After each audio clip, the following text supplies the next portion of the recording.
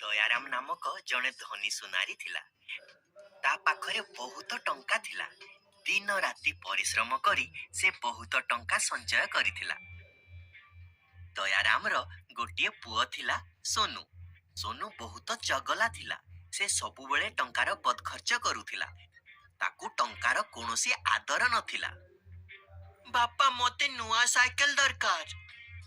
ଏଇ ତ ଗତ ମାସରେ କିଣିଥିଲୁ ନା, ତାର କଣ ହେଲା? ଗତ ମାସରେ ଯେଉଁ ସାଇକେଲ କିଣିଥିଲୁ ତାଠୁ ଭଲ ସାଇକେଲ ବଜାରକୁ ଆସିଯାଇଛି, ଗିୟର ବାଲା। ଦୟାରାମ ନିଜ ପୁଅର ଦାବି ଶୁଣି ଶୁଣି ସେ ହଇରାଣ ହୋଇଯାଇଥିଲା ଆଉ ଜାଣିଥିଲା କି ଏମିତି ଟଙ୍କାର ବଦଖର୍ଚ୍ଚ କରିବା ଠିକ କଥା ନୁହଁ। ସେ ଦିନେ ସୋନୁକୁ ଡାକିଲା ଆଉ କହିଲା, ମୁଁ ତୋର ଦାବି ଶୁଣି ହଇରାଣ ହୋଇଗଲିଣି। ଏବେ ମୁଁ ତୋତେ ଟଙ୍କାଟେ ଦେବିନି। ତତେ ଯଦି ଘରେ ରହିବାର ଅଛି ତାହେଲେ ଟଙ୍କା ରୋଜଗାର କର। ବାପାଙ୍କର ଗାଳି ଶୁଣି ସେ ଡରିଗଲା ଆଉ କାନ୍ଦି କାନ୍ଦି ନିଜ ମା ପାଖକୁ ଗଲା। ମା, ମୋତେ ଟଙ୍କା ଦରକାର, ନହେଲେ ବାପା ମୋତେ ଘରୁ କାଢିଦେବେ। ମା ପୁତ୍ର ମୁହଁରେ ପଡି ତାକୁ କିଛି ନ ପଚାରି ଗୋଟିଏ ସୁନା ମୁଦ୍ରା ଦେଲେ। ଏଇ ନେ ପୁଅ। ଆରେ ବାଃ, କାମ ହେଇଗଲା। ଏବେ ମୁଁ ଯାଇ ବାପାଙ୍କୁ ଟଙ୍କା ଦେଇଦେବି ଆଉ ସେ ମୋତେ ଘରୁ ମଧ୍ୟ କାଢିବେନି। ସୋନୁ ସନ୍ଧ୍ୟାରେ ତା ବାପାଙ୍କ ପାଖକୁ ଗଲା। ଏଇ ନିଅ ବାପା, ମୁଁ ଟଙ୍କା ନେଇ ଆସିଲି। ଦୟାରାମ ବୁଝିପାରିଲା କିଏ ନିଶ୍ଚୟ ନିଜ ମାଠୁ ମାଗି ନେଇ ଆସିଛି। ଯା ପୁଅ, ଏଇ ଟଙ୍କା ନେଇ ତୁ ବଗିଚାରେ ଥିବା କୂଅରେ ପକେଇ ଦେ, ଆଉ କାଲି ପୁଣି ତୁ ମୋତେ ଟଙ୍କା ଆଣି ଦବୁ। ସୋନୁ କିଛି ନ ଭାବି ସେ ମୁଦ୍ରାକୁ କୂଅରେ ପକେଇ ଦେଲା। ତା ପରଦିନ ଦୟାରାମ ସ୍ତ୍ରୀକୁ ତା ମା ଘରକୁ ପଠେଇ ଦେଲା। ମା ଘରେ ନଥିବା କାରଣରୁ ସୋନୁ କିଛି ବୁଝି ପାରୁନଥିଲା କି ସେ ଏବେ ଟଙ୍କା କେଉଁଠୁ ଆଣିବ। ସେ ତା ଆଗ ଦିନ ଟଙ୍କା କେଉଁଠୁ ଆଣିବ ଭାବୁଥିଲା। ଟଙ୍କାର କଣ କରାଯିବ, କୋଉଠୁ ଆଣିବି? ଆରେ ହଁ, ଦିଦିଙ୍କଠୁ ନେବି, ସେ ମନା କରିବେନି। ସୋନୁ ନିଜ ଦିଦି ପାଖକୁ ଗଲା ଆଉ ତାଙ୍କୁ ଟଙ୍କା ପାଇଁ କହିଲା। ଦିଦି ମଧ୍ୟ କିଛି ନ ଭାବି ଭାଇର ସ୍ନେହରେ ତାକୁ ଟଙ୍କା ଦେଇଦେଲେ। ଏଇ ନେ ସୋନୁ, ରୂପାର ମୁଦ୍ରା। ଧନ୍ୟବାଦ ଦିଦି।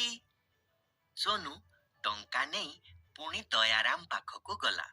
ସେ ଜାଣିନେଲା କି ସେ ଟଙ୍କା ସେ ତା ଦିଦିଠୁ ନେଇକି ଆସିଛି।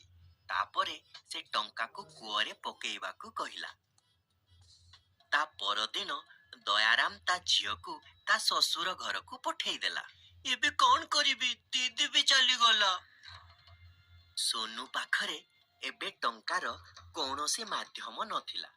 ତା ପରଦିନ ସେ ବଜାରକୁ ଗଲା କିଛି କାମ ଖୋଜିବାକୁ ଆଉ ଗୋଟିଏ ଦୋକାନରେ କାମ ମଧ୍ୟ ମିଳିଗଲା।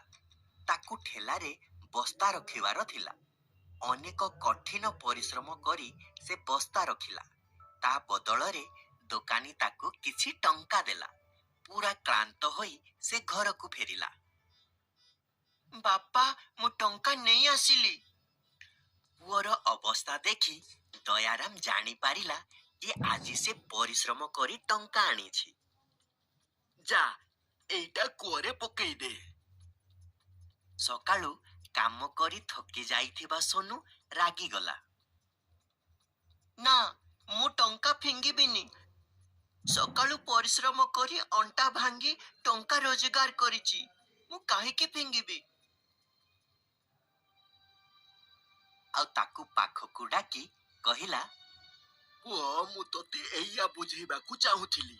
ଟଙ୍କା ଆମେ ବହୁତ ପରିଶ୍ରମ କରି ଉପାର୍ଜନ କରୁ, ଆଉ ଆମକୁ ବଦଖର୍ଚ୍ଚ କରି ଟଙ୍କା ନଷ୍ଟ କରିବା ଭଲ ନୁହଁ। ହଁ ବାପା, ମୋତେ କ୍ଷମା କରିଦିଅ। ମୁଁ ଟଙ୍କାର ମହତ୍ତ୍ୱ ବୁଝି ଯାଇଛି ଆଉ ଏବେଠୁ ମୁଁ ବେକାର ଖର୍ଚ୍ଚ କରିବିନି। ସେଇ ଦିନଠାରୁ ସୋନୁ ବିବେକୀ ହୋଇଗଲା ଆଉ ନିଜ ବାପାଙ୍କ ସହିତ କାମରେ ଲାଗିଗଲା। ଏ ଗପୁର ଆମେ କଣ ଶିଖେଇଲେ? ସାଙ୍ଗମାନେ, ଆମର ହେଲା ବାବା ମାନେ ଅଫିସକୁ ଯାଉଛନ୍ତି,